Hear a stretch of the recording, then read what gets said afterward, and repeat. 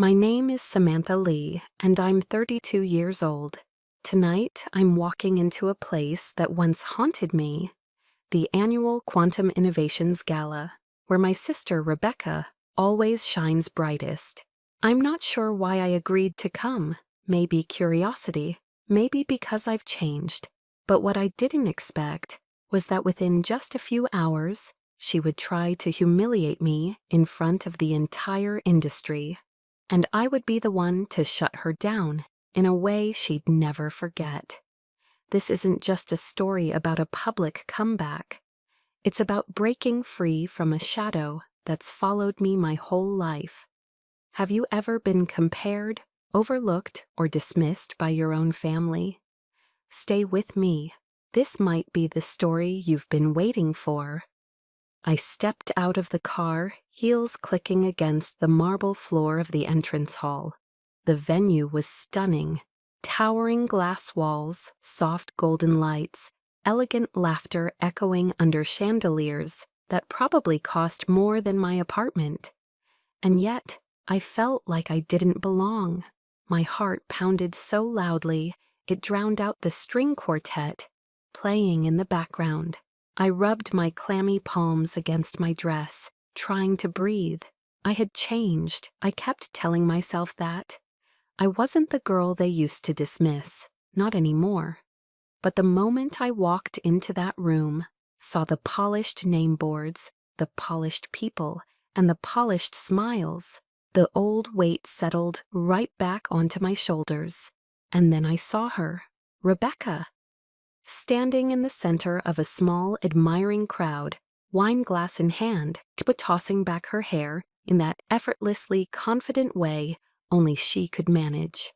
Her lips curled in a smile I knew too well, the one she reserved for public adoration and private contempt. She was glowing, as always. She looked exactly like the version of success our parents had always worshipped. Doctorate, partner at Pinnacle, invited speaker, favorite child. And there I was, hidden in the edge of the room, barely able to keep my feet steady. I turned away quickly, pretending to be interested in the hors d'oeuvres. But it was too late. That familiar feeling had already tightened around my throat. I hated that just one glance at her could make me feel 14 again. Awkward, invisible, trying so hard to be seen. The truth is, I'd been obsessing over this night for weeks, trying to prepare myself, playing out every possible version of our interaction in my head. Would she pretend not to see me? Would she throw one of her signature backhanded compliments? I wasn't sure what scared me more, her cruelty or my reaction to it. Because for years, just being in the same room with Rebecca meant I'd shrink. Not because she made me feel small, because everyone around us agreed she was the standard, and I simply wasn't enough. It wasn't always obvious. No shouting, no cruelty I could quote. Just silences, raised eyebrows, that subtle look of pity she gave me every time I mentioned a new job or side project. I took a deep breath, letting it out slowly. Not this time. This time, I wasn't here as the overlooked little sister. This time, I had something no one expected. I glanced at the stage in the distance, the one I'd soon walk onto as a guest of honor. A quiet fire lit up in my chest. Rebecca didn't know it yet, but tonight, her words wouldn't break me. Tonight, they'd break her illusion. I used to think favoritism was just something kids made up to feel better about themselves. A convenient excuse for not being as good, as fast, or as smart as their siblings. That's what I told myself anyway. Until it became impossible to ignore. When I was 7, Rebecca was already the golden child. She was reading middle school books while I was still sounding out picture books. At dinner, she'd spout facts about black holes and ancient civilizations, and my parents would beam like she'd just solved world hunger. Me? I once drew a fairly accurate dinosaur and got a distracted, "That's nice, honey," By the time I was 10, the difference in how we were treated wasn't subtle, it was systemic. Rebecca's piano recitals were grand affairs. New dresses, relatives invited, cameras flashing. When I had my first school play, my mom forgot to press record. When I asked afterward, she just laughed and said, "You'll have other ones." But she never missed a single one of Rebecca's. I started shrinking. Quietly. I stopped showing my drawings. I stopped mentioning my test scores. I stopped asking for attention because somewhere deep down, I knew the answer. I wasn't the one they bragged about. I was the one they tolerated.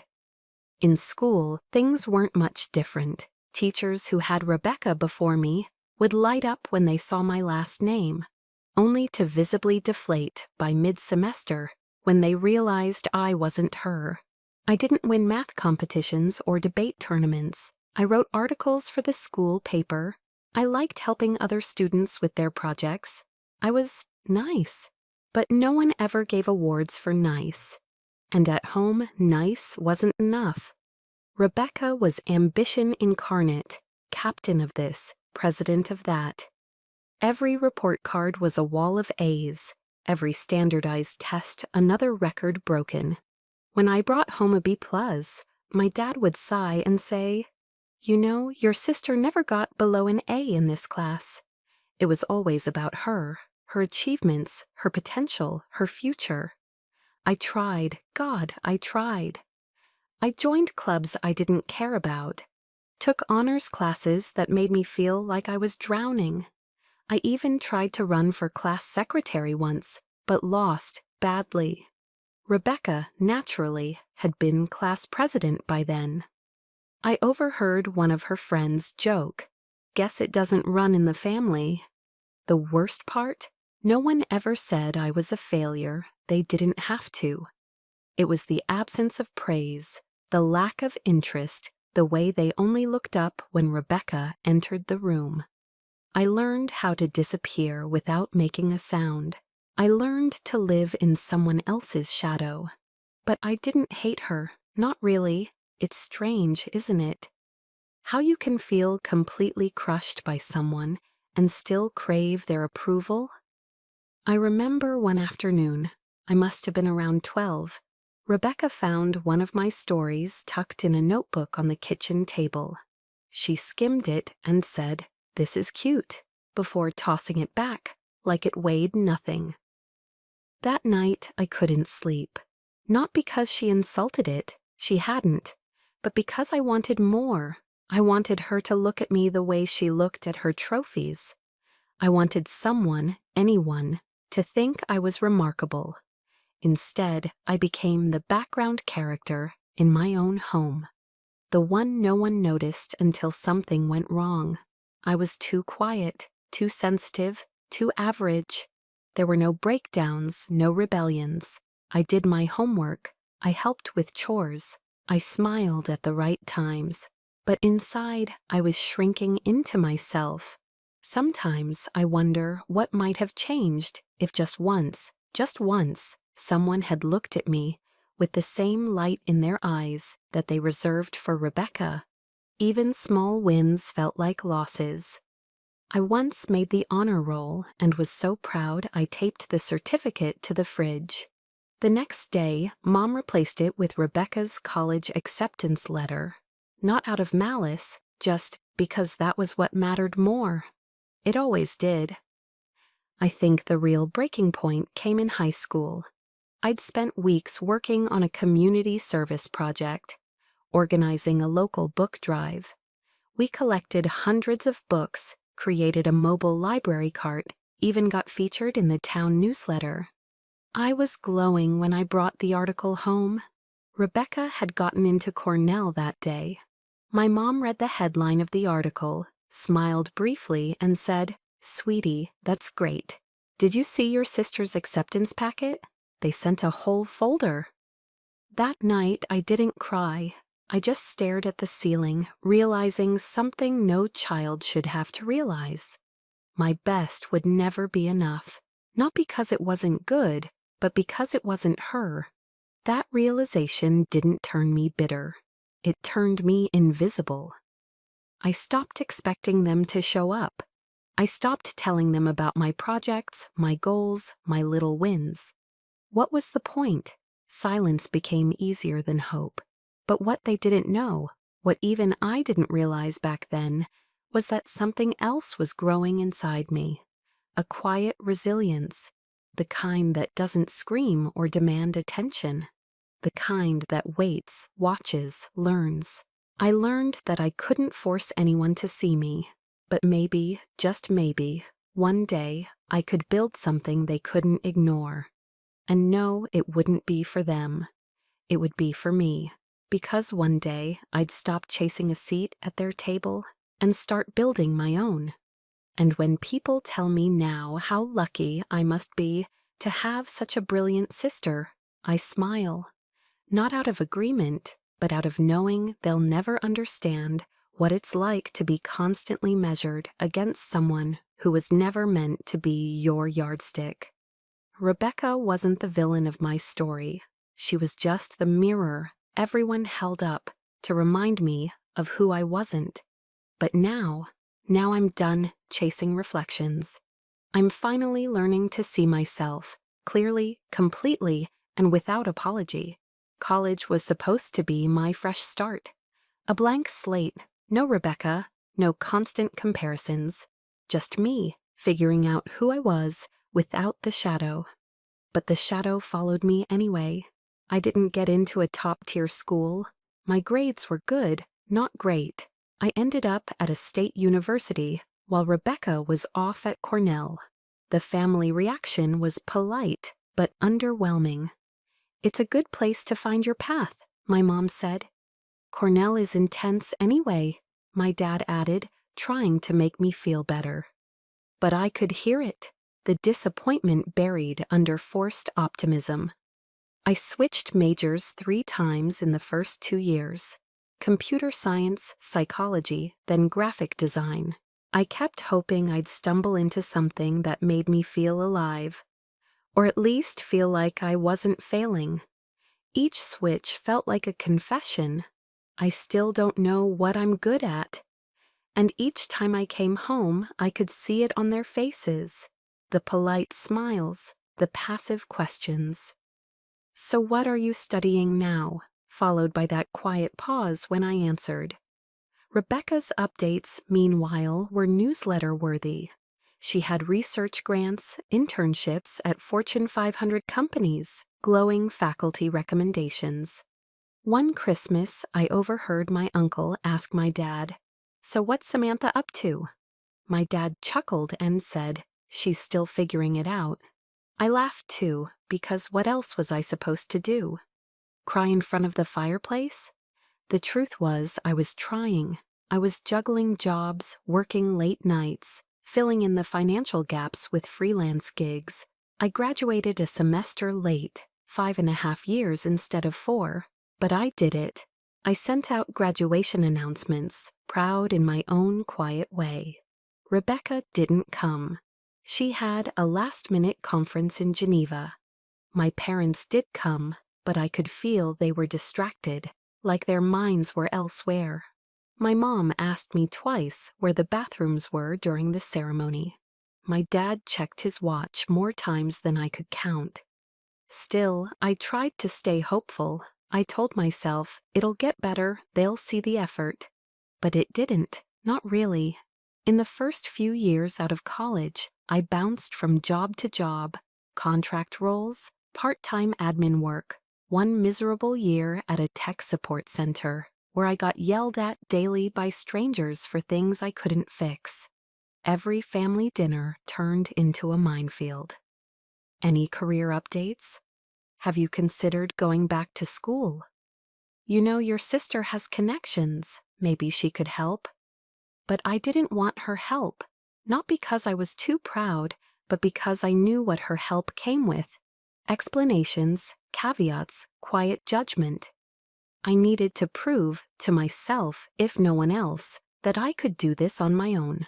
At one birthday dinner, I showed up excited to share a new freelance contract I'd landed with a startup. I barely finished the sentence before Rebecca cut in to talk about her recent promotion and keynote speech in London. The table lit up. No one asked me another question for the rest of the night.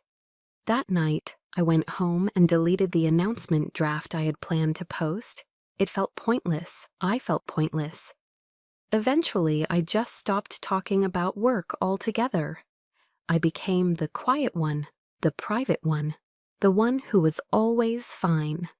But I wasn't fine.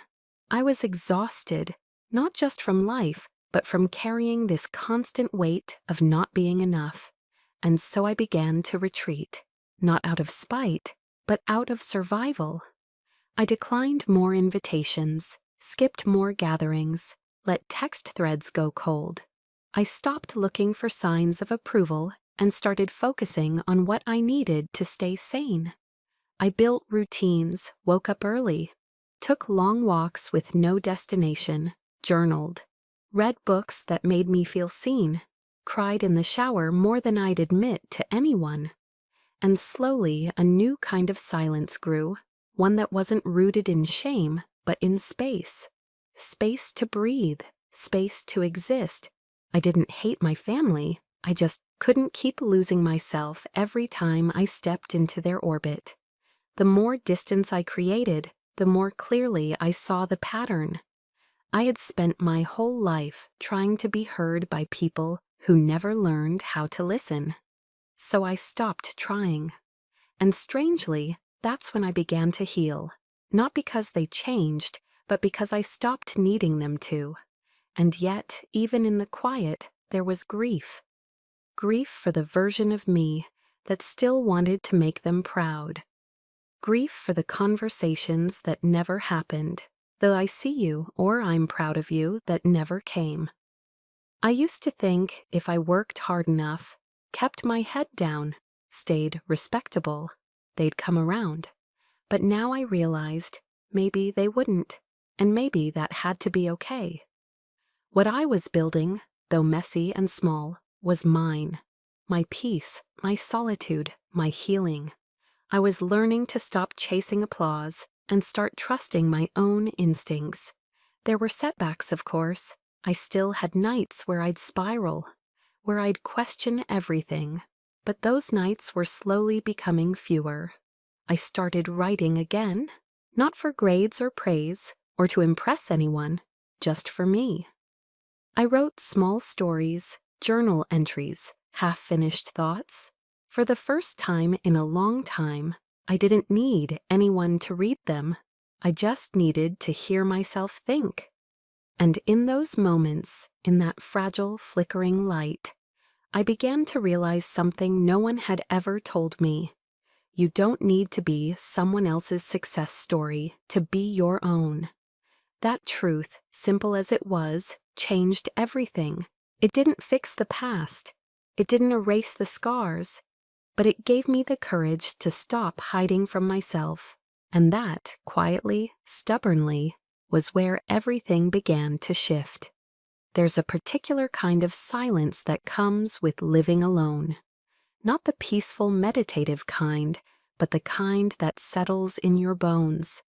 That was my life after I turned 26. No roommates, no partners, no random texts from family asking how I was doing. I had a small apartment in a rundown part of the city, the kind of place with leaky windows and pipes that groaned in protest every morning. My upstairs neighbor played guitar at 2 a.m., badly, but it was mine. Mine and the soft whir of the fridge and the hum of street lights that slipped through the blinds. I worked as a junior technician at a third-party IT firm. Mostly password resets, printer errors, and irate clients who thought yelling louder would make their files come back. It paid the bills, barely.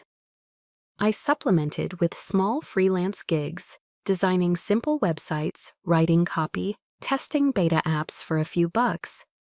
Most nights I came home, microwaved dinner, scrolled through job boards, then stayed up late watching YouTube tutorials on how to fix code I barely understood. My life felt like one long to-do list that never got shorter. And the loneliness, it didn't hit all at once. It crept in, slow and subtle, like fog filling up a room. I didn't even notice until one Saturday, I realized I hadn't spoken out loud in almost 30 hours. Not a single word. I tested my voice with a quiet, "Hello," just to make sure it still worked.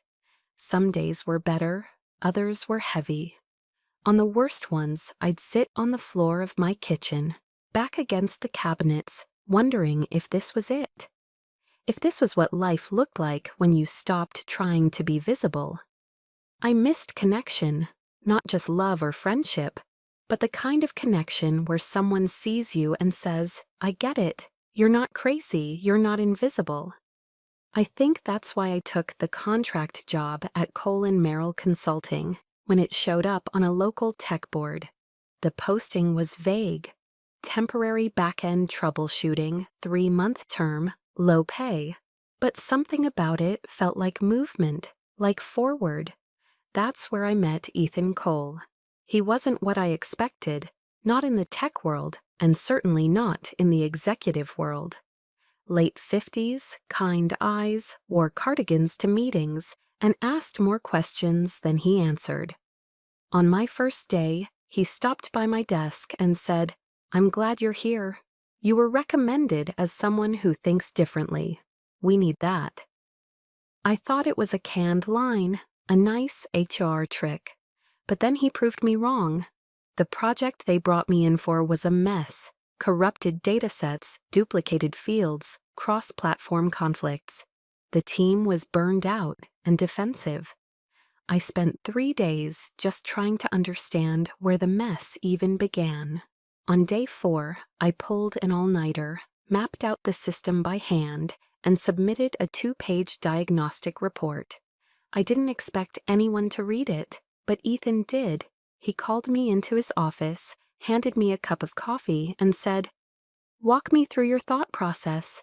I want to understand how you got here." No one had ever asked me that. Not a teacher, not a manager, not even my parents. After I explained, he leaned back and smiled. "You see patterns others miss. That's rare." I sat there stunned. I didn't know what to say. Compliments, when you rarely receive them, feel like foreign currency. From that point on, he made space for me, brought me into conversations, gave me harder problems, trusted me with real responsibility. But more than that, he treated me like an equal. He didn't care that I'd switched majors 3 times or that my resume looked like a shuffled deck of cards. He cared that I showed up, asked questions, and solved things. And for the first time in a long time, I started to believe that maybe I wasn't broken. Maybe I wasn't behind. Maybe I was just early in my own kind of story. Outside of work, I didn't suddenly become happy. Life didn't magically bloom overnight, but the weight in my chest started to loosen, just a little.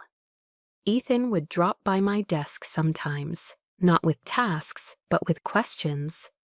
"What's one thing you'd redesign in this system if no one was watching? Or if you could build anything from scratch, what would it be?" At first, I didn't know how to answer. No one had asked what I wanted before, not like that. But over time, I started to scribble things in my notebook. Not full ideas, just seeds. One of them was a prototype for a streamlined internal communication platform. Nothing revolutionary, but efficient, practical. Something I wished every place I'd worked had. I showed Ethan once hesitantly. He flipped through the sketches, nodded, and said, "You've got something here, build it, I'll back you." Just like that. No red tape, no ego, no "you're not senior enough." And so, after work and on weekends, I stayed up coding, watching tutorials, testing features. Not because someone told me to, but because it felt mine. For the first time, I wasn't building something to prove myself to anyone. I was building because I believed in it, because someone else believed in me first. That kind of belief, it changes you, quietly but permanently. Momentum is a funny thing.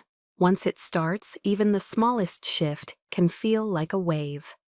After that first prototype, Ethan began inviting me to sit in on team meetings. Not as a note-taker, but as a contributor. He'd ask, "What's your take on this?" And wait, not just politely, but expectantly for my answer.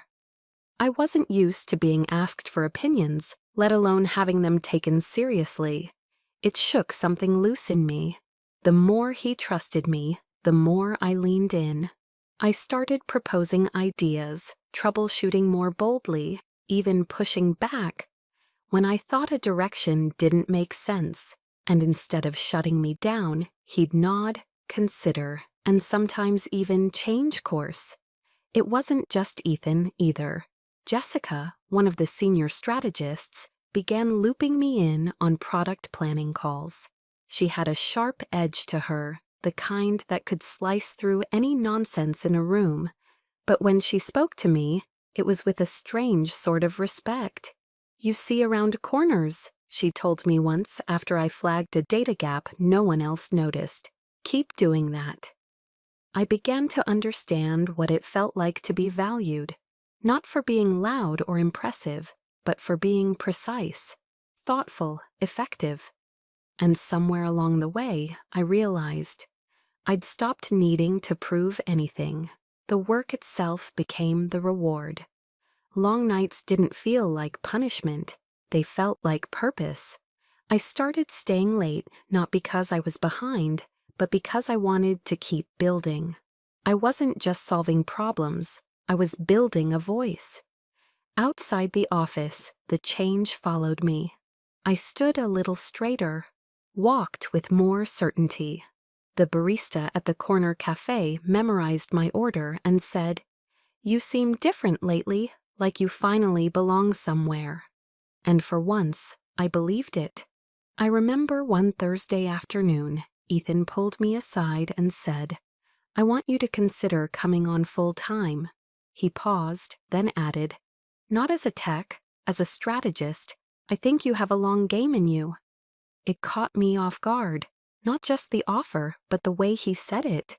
Like it was obvious to him, like it should be obvious to me, but it wasn't, not yet. My old voice, the one shaped by years of doubt, whispered, "Are you sure you can handle that?" I didn't say yes right away. Instead, I went home and sat with it, thought about the nights I'd spent crying on my kitchen floor, thought about how far I'd come from the girl who thought silence was safety, and then I thought about that prototype, the thing I built with my own hands from my own mind, the system that was now being rolled out across teams, saving them hours each week, the thing I created. That night, I said yes, not to the job, to myself. I joined full-time the following month. The shift wasn't just professional, it was internal. I began to make plans, savings goals, stretch projects. I created a mini roadmap of where I wanted to grow: UX systems, data logic, cross-functional integration. I wasn't floating anymore. I had traction. Ethan noticed, so did Jessica, so did others. But what mattered most was that I noticed. I still had moments of doubt, of course. Sometimes I'd read a glowing email from a client and still brace myself for someone to say, "Actually, this wasn't your win." Old wounds take time to close, but I was learning not to live from them. One night, after a successful project rollout, Ethan invited a few of us to dinner. It wasn't fancy, just a local place with mismatched chairs and strong coffee.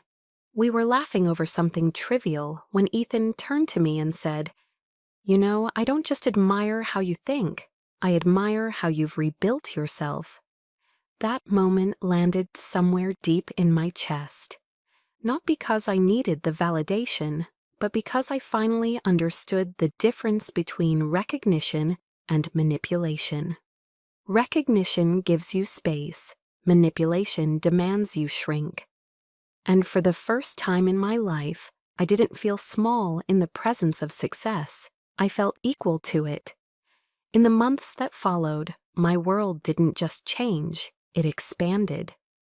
Ethan started bringing me into higher-level strategy sessions, even when I wasn't technically required.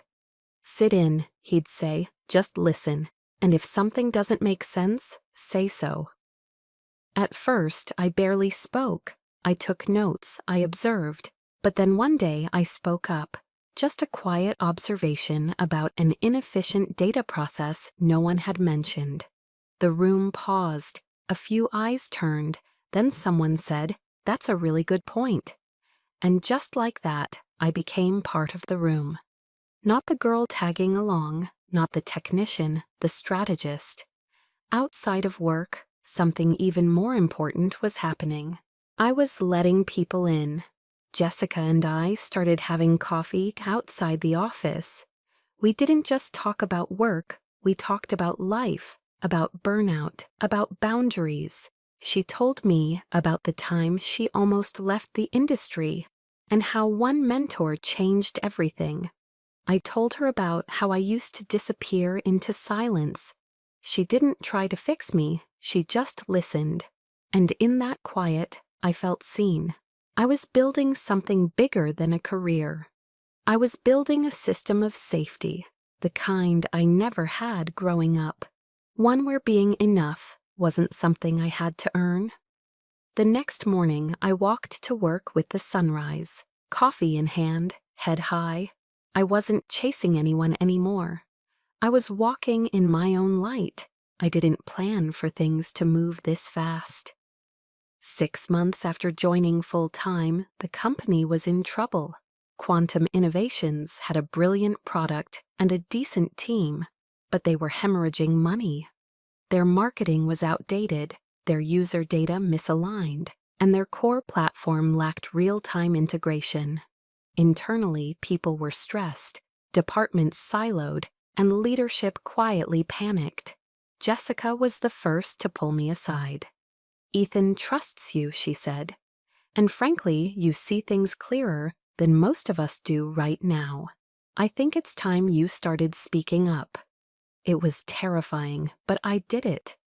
I studied user behavior, ran numbers, traced conversion failures. I worked evenings and weekends. I sat in empty conference rooms mapping out flows with dry erase markers until my hand cramped. Ethan checked in occasionally, offering support but never micromanaging. He simply said, "Don't be afraid to throw something bold on the table." So I did. I pitched a major pivot, reframed the entire product from a standalone software suite into a modular solution platform anchored by customer-centric diagnostics. It was risky, expensive. It also had the potential to change everything. They didn't say yes immediately. The board was skeptical. The COO raised eyebrows. But Jessica backed me. Ethan stayed quiet until the very end of the pitch, then looked around and said, "If we don't try something new, we're already done. I say we bet on the person who saw the iceberg before the rest of us noticed the water." They agreed to a limited rollout. 6 weeks later, our test market showed a 40% increase in engagement and a 27% lift in sales. By week 8, we were profitable again. They offered me the CSO position. I said yes. What I didn't expect came next. 2 days later, Ethan invited me into his office and closed the door. "I'm stepping down," he said quietly. My heart dropped. "What?" "I'm tired, Samantha, and I want the company to go to someone who built the future, not just the past." He paused. "I want you to take over." I blinked. "You mean interim?" "I mean CEO." I laughed, out of shock, then froze. "You're serious? You've been running this thing for months. You just didn't know it." I didn't say yes right away. I sat with it, walked around the block 3 times, called Jessica. She didn't even hesitate. "You're the only one I'd follow into a fire right now, and you know it." So I said yes. We didn't make a public announcement. Ethan wanted a slow transition. Let the work speak before the title does, he told me. And I agreed. For once, I didn't want attention, I wanted impact. For 2 months, I wore the role quietly. We overhauled onboarding, refined customer feedback loops, added a new data insights team. Internally, the energy shifted. People leaned in. They weren't afraid anymore. And then the invitation came. A cross-industry leadership gala, hosted by Pinnacle, the same firm where Rebecca, my sister, was now a VP. Quantum was invited as a comeback story. I would be expected to attend, expected to mingle, to smile, to stand on a stage I had earned in silence, and be seen by people who once forgot I existed. And for the first time in my life, I didn't feel fear. I felt ready, but I didn't tell my family. Not about the event, not about the promotion, not about the title. Because deep down, I didn't want their praise. I wanted to protect what I had built from them. Call it pride, call it strategy, but I knew how my family worked. If they found out ahead of time, they'd find a way to diminish it, to make it about luck or timing or Ethan, anything but me. So I kept it quiet, let the moment unfold on its own.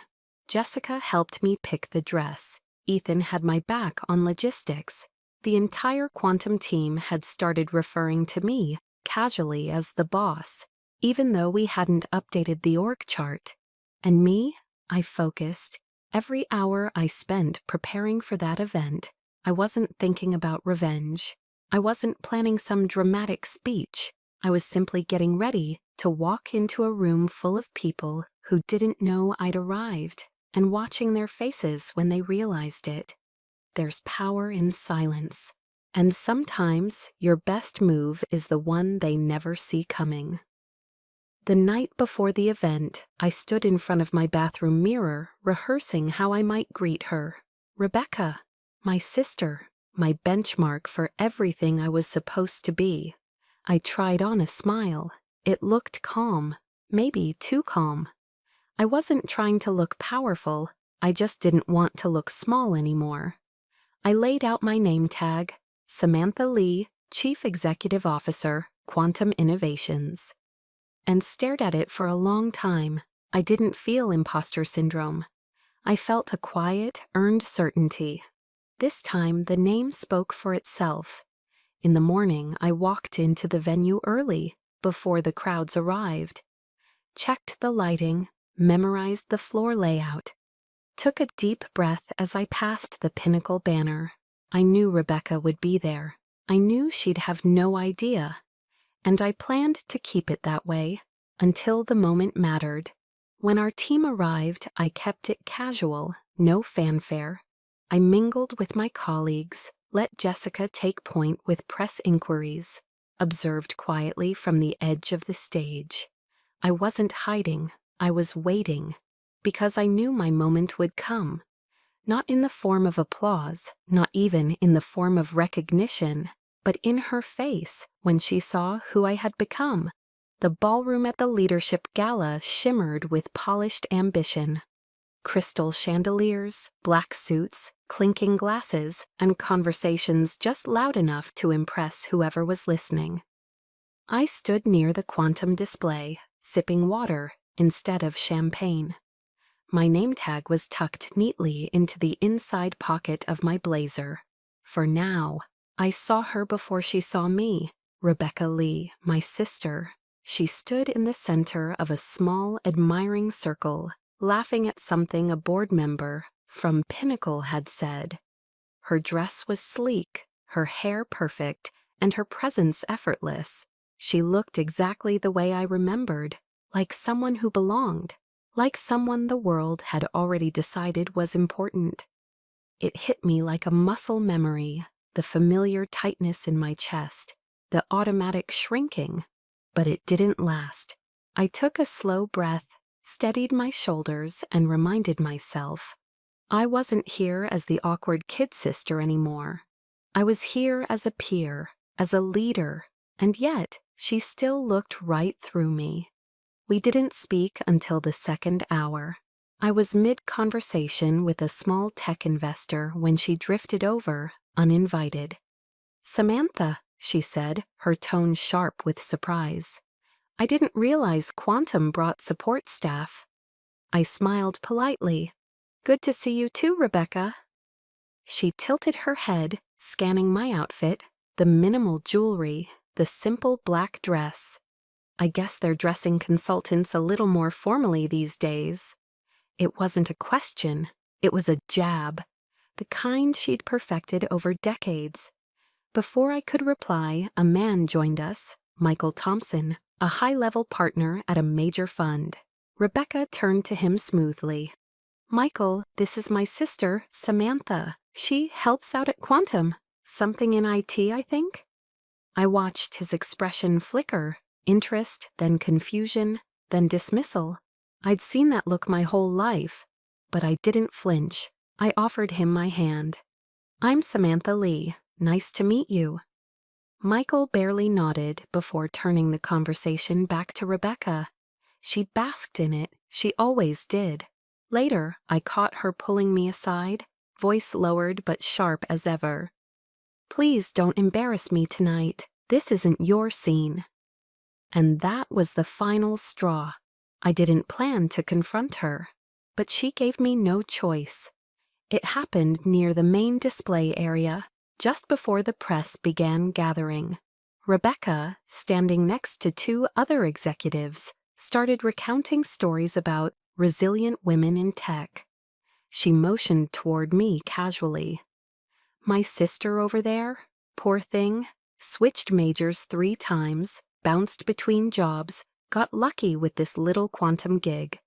We try to support her when we can. You know how it is. Family." It wasn't just humiliating, it was scripted.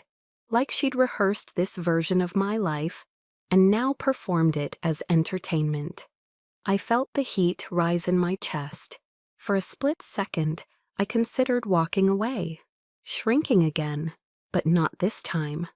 I stepped forward slowly, catching the eyes of everyone nearby. "That's quite a story, Rebecca," I said, calm, even. She turned, startled, then forced a laugh. "Oh, come on, don't be sensitive." "No," I said, loud enough now for the crowd to hush. "Let's keep going, tell them more, about how I was lost, how I bounced around. Let's talk about who I am now." She blinked. "Samantha." "Actually, Rebecca," a voice interrupted behind her. "Michael Thompson." He looked from me to her, his brow furrowed. "You said she worked in support?" Rebecca stammered. "Well, yes, she consults or manages a small—" Michael turned to me directly. "I just saw you in the keynote briefing packet. You're Samantha Lee, CEO of Quantum Innovations." The silence dropped like a curtain. Faces shifted, expressions tightened. Rebecca's froze completely. I held her gaze. "Yes," I said, clear and unshaken. 6 months now." She went pale. Why didn't you tell us?" I smiled, but not cruelly, just honestly. "Because I wanted to see how you'd treat me when you thought I was nobody." Rebecca opened her mouth, searching for something to say. A joke, a pivot, anything, but nothing came out. Michael cleared his throat, turning back to me. "That keynote proposal you submitted, it's impressive. We're looking forward to your talk." "Thank you," I said, without even glancing at my sister. Rebecca was still frozen. I could almost see the wheels turning, trying to rewrite the narrative she had just confidently delivered. But this wasn't hers to revise anymore. I looked around at the quiet crowd, now watching, most of them unsure what to say, so I gave them a way out. "If you'll excuse me," I said gently, "I need to join my team. We have a press meeting in 5. I turned, took 2 calm steps, and felt the shift, not just in the room, but in myself. The power dynamic I'd lived under for 3 decades was gone. Not because I yelled, not because I fought, but because I stood in the truth and let the weight of it speak. As I reached the edge of the quantum booth, Jessica met me with a look that said everything. "You okay?" she asked under her breath. "Better than okay," I said, letting out a quiet, full laugh. "I'm finally free." Behind me, I could still hear murmurs. I didn't need to turn around to know Rebecca was still standing there, still figuring out how to spin it. Let her. Because for the first time ever, the story wasn't hers to tell. It was mine. And I had just told the world who I really was. The moment ended, but the echo lingered. People filtered back into conversations, but their glances kept flicking toward me, toward her. Rebecca was still rooted in place, smile frozen, eyes darting like someone trying to rebuild a house from rubble. I didn't watch long. I had nothing to prove anymore. I walked straight into the press room, greeted the panel, and sat beside Jessica. She gave me a quiet nod, no words. She didn't need to say anything. She'd seen it all unfold. After the interviews, the crowd thinned. I stepped out onto the hotel balcony, letting the cool air settle over my skin. The adrenaline was starting to wear off, replaced by something quieter, exhaustion maybe, or release. That's when I heard her heels. "Rebecca."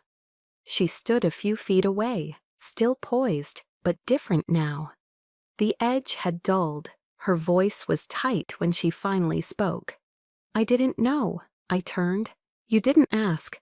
She blinked, then gave a brittle laugh. "I mean, I knew you were working. I just didn't realize you'd gotten this far." "That's the thing," I said, soft but firm. "You never really tried to know anything about me unless it helped you feel superior."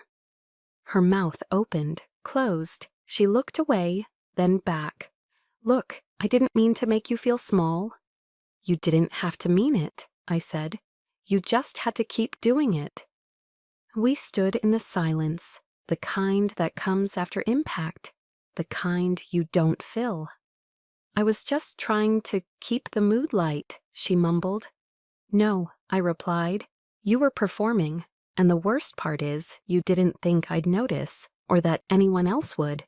She looked down at her shoes. "I'm not here to punish you," I continued, "but I need you to understand something. That moment back there, that wasn't about revenge. It was about correction." Rebecca looked up. There was something fragile in her eyes now. "So what happens now? We just don't talk?" I shrugged gently. "We'll talk, maybe, but not if it means I have to keep shrinking to fit your version of me." She didn't respond, just stood there, eyes flickering like she was trying to find the right mask to put on. But for once, she had none left. I took a breath and stepped past her. "Good night, Rebecca." That was it. No dramatic speech, no final blow. Just a line drawn in silence. Inside, the gala was winding down. People were sipping the last of their drinks, exchanging business cards, smiling over tired eyes. I moved through them with the calm of someone who had already said everything that needed saying. Back at the quantum booth, the team was packing up. Jessica handed me my coat and gave me a long look. "How do you feel?" "Lighter," I said, like I finally stopped holding my breath. We didn't linger. Outside, the night was cool, clean. I stood on the curb for a moment before the car pulled up, staring at the hotel behind me. For so many years, I had watched people, like my sister, command rooms like that. Rooms full of influence and applause. And I thought power meant becoming them, but it didn't. Power meant choosing what part of yourself you'd never compromise again. And tonight, I had chosen. The days after the event were quieter than I expected. There were whispers in industry forums, a few polite emails from people who had just realized who I was. But none of that mattered. What stayed with me was how normal it all felt. No parade, no spotlight, just peace. Rebecca texted me once, "You handled yourself well." I didn't reply.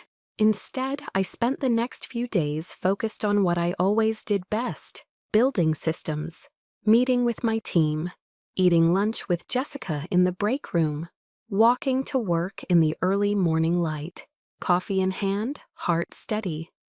I didn't need to relive what had happened, because I hadn't just won that night. I had reclaimed something I didn't even know I had given away: my voice, my boundaries, my truth. A week later, we had a small team celebration. No press, just pizza and playlists and stories shared around a long table. Ethan showed up halfway through and pulled me aside. "You okay?" he asked, studying me like a father might. Not with concern, but with care.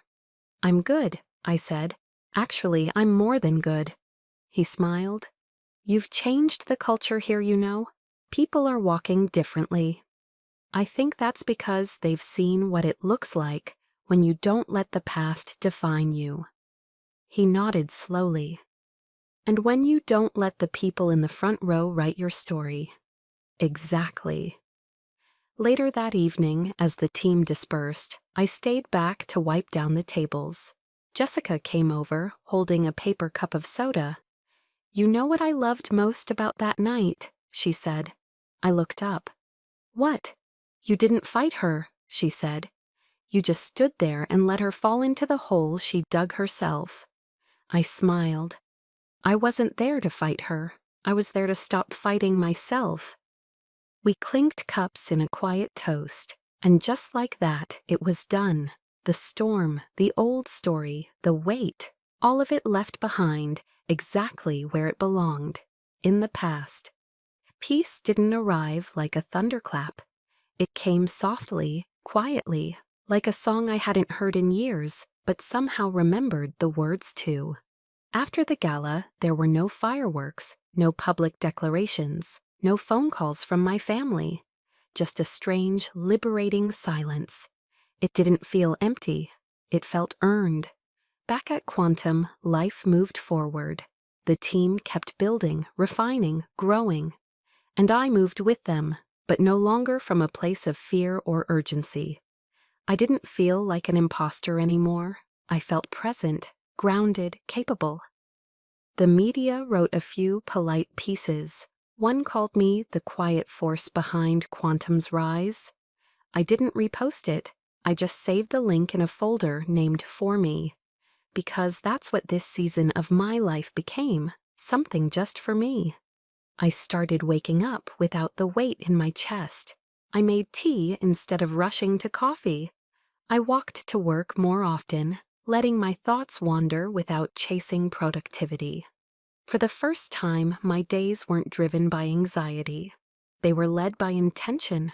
Some mornings I'd leave early, just to sit on a park bench and watch people. Not to think, just to be. And strangely, being with no justification felt like a bigger achievement than any title I'd ever earned. I brought little changes to the office, too. Plants, warm lighting, a bookshelf labeled Borrow Me. And on Wednesdays, we had a team breakfast where everyone shared something they were proud of, whether it was a work milestone or learning to make homemade bread. The ritual caught on. It became our reset button. Outside of work, I picked up new things. I joined a pottery class. My first mug was lopsided and barely usable, but it sat proudly on my desk anyway. I bought a sketchbook and filled it with messy, imperfect drawings that no one would ever see. And that was the point. I didn't do these things to prove I was healing. I did them because I was free to explore who I was without pain as the anchor. My apartment changed too. I added soft rugs, warm colors, a reading nook by the window. I lit candles not because I was sad, but because I liked the way lavender made the space feel calm. Evenings used to feel like a void I had to fill with distractions. Now they felt like something I'd earned, a place I could return to. Grief still visited sometimes, but it no longer kicked down the door. It knocked gently, passed through, and moved on. A photo, a birthday, an old voicemail. None of them spiraled me anymore. They just reminded me I had survived. And more than that, I had evolved. I didn't tell my parents about the gala, about the CEO title, about anything really. It wasn't about bitterness, it was about boundaries. I realized I no longer needed to report my worth. Their silence no longer defined my value. My sister's success no longer measured my growth. Instead, I started writing again, personal reflections, letters I didn't send, short stories without endings.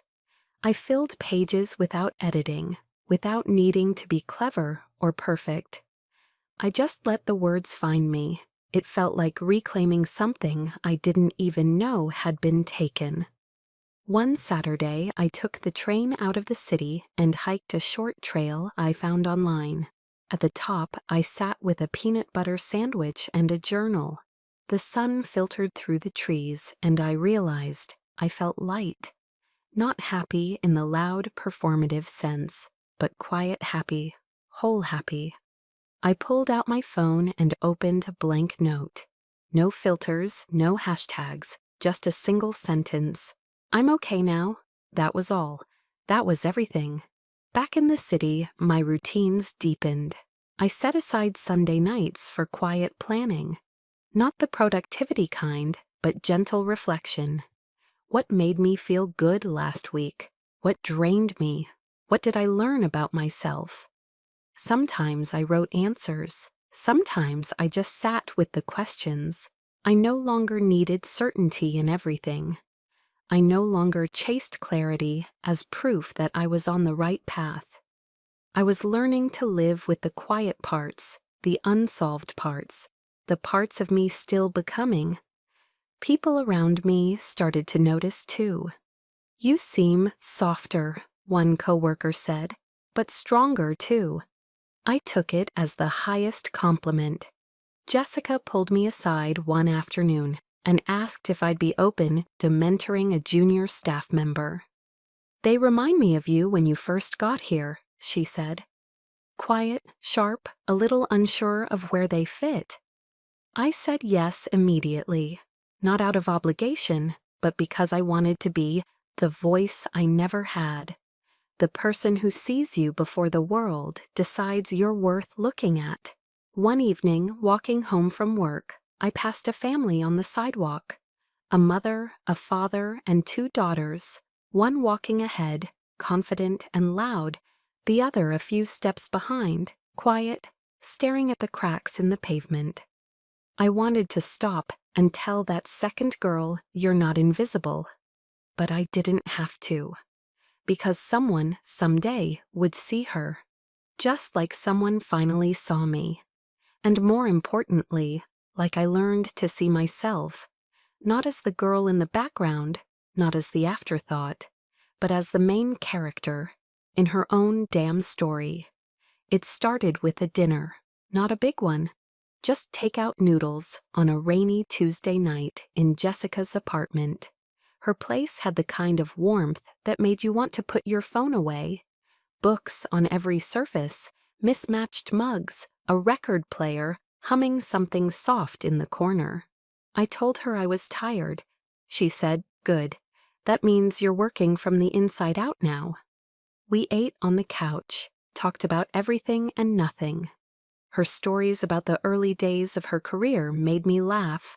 Her first boss once spilled coffee on a client and blamed it on the intern. But then she said something that stayed with me. You know what saved me? Having one person who didn't ask me to explain who I was before choosing to believe in me. That's what she and Ethan had become for me. Not just mentors, not just colleagues. They were anchors, the kind that kept me from drifting back to versions of myself I had long outgrown. I started to notice how different it felt to be around people who didn't need me to earn my worth every time I entered a room, people who laughed when I laughed, who stayed quiet when I cried, who never made me feel like I had to shrink so they could shine. This was what real safety felt like, what family should have always felt like. There were more nights like that, some with Ethan, some with newer friends I'd let in slowly. Movie nights, silent walks, shared playlists, no drama, no politics, just belonging. I hadn't known how starved I was for that kind of connection until it showed up and asked for nothing in return. One afternoon, Ethan invited me to a quiet cafe. He had just returned from a short sabbatical and wanted to catch up. We talked about quantum, about how the team was growing into its own skin. Then, out of nowhere, he said, "Do you think your family will ever see it?" I knew what he meant. I stirred my coffee slowly. Maybe, but that's not the point anymore. He nodded. Good. That was it. No lectures, no pressure, just space for the truth to be okay. I used to think healing meant reconciliation, that peace required closure, but now I knew better. Sometimes peace comes from acceptance, not of what happened, but of what won't. And I had accepted that my family may never fully understand me, may never apologize, may never even realize what they took from me. And that had to be enough. I didn't need to prove anything anymore, not even to myself. A few weeks later, I ran into my mother at the grocery store. It wasn't planned, it wasn't cinematic, just awkward and quiet and human. She hugged me, too tight and too long, told me I looked good, asked if I was still doing that computer thing. I smiled and said, "Yeah, still doing that." I didn't correct her. She asked if I'd join for dinner sometime. I said I'd think about it, and I meant it, because now I had choices, I had clarity, I had distance, and most importantly, I had built a life where her approval was no longer the gatekeeper to my joy. On the walk home, I didn't cry. I didn't analyze every word. I just listened to the rhythm of my own steps and knew I was exactly where I was supposed to be. That weekend, Jessica and I went to the farmer's market. She bought fresh basil. I picked out honey and a tiny potted succulent I named Grace. We sat on a bench after, sharing warm pastries and talking about nothing urgent. "I've been thinking," I said, "about how people say blood is thicker than water." Jessica raised an eyebrow. "That phrase is misunderstood, you know. The full version is, the blood of the covenant is thicker than the water of the womb. It means chosen bonds can be stronger than birth." I laughed, surprised. That makes so much more sense. And suddenly I felt it, that quiet recognition. For years I had tried to be enough for the people who raised me, the ones who gave me my name, my face, my history. But somewhere along the way I realized family isn't who names you, it's who sees you, stays with you, speaks truth, and still stays when it's uncomfortable. And those people, they were already around me. Ethan, Jessica, my team, friends who showed up with soup when I was sick and stayed silent when I needed space. This was my family now, not perfect, but real. That night, I lit a candle in my apartment, not for ritual, not for mood, just because it smelled like home. And I wrote in my journal one simple line: "I've let go, not out of anger, but out of grace." It didn't make the past disappear, but it made the future wide open. And for the first time ever, I was walking toward it, unafraid. A year ago, I thought healing meant closure.